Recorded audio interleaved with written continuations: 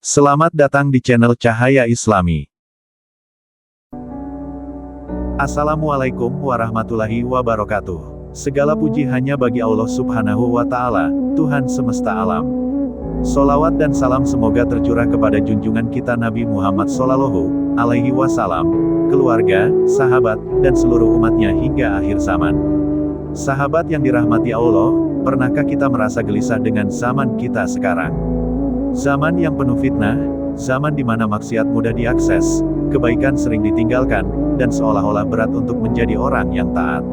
Lalu muncul pertanyaan dalam hati, kenapa aku hidup di zaman ini?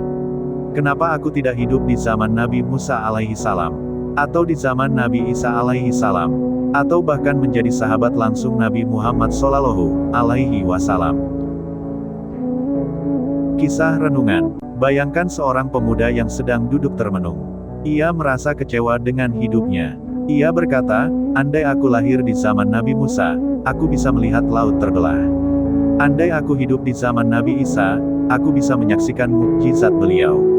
Andai aku lahir di zaman Nabi Muhammad, aku bisa sholat berjamaah bersama beliau. Namun, saudaraku, apakah benar kita harus bersedih? Apakah kita merugi karena hidup di akhir zaman?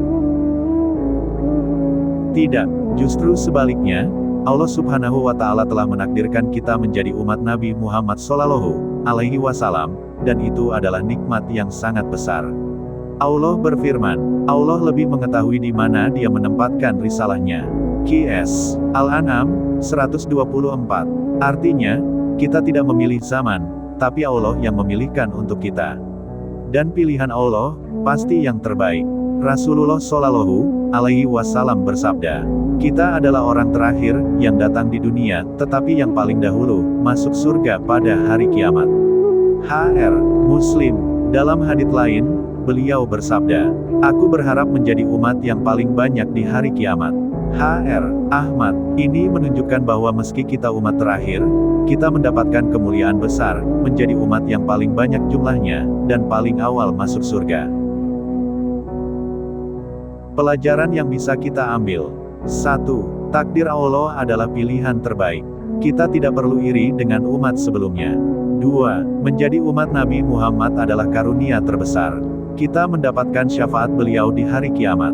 3. Tugas kita adalah menjaga iman. Karena di akhir zaman, iman sangat berharga.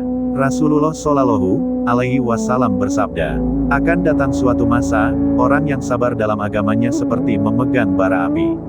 HR Tirmidzi. Artinya, semakin berat menjaga iman, semakin besar pula pahala dari Allah Subhanahu wa Ta'ala. Maka sahabatku, jangan pernah bersedih dengan zaman ini.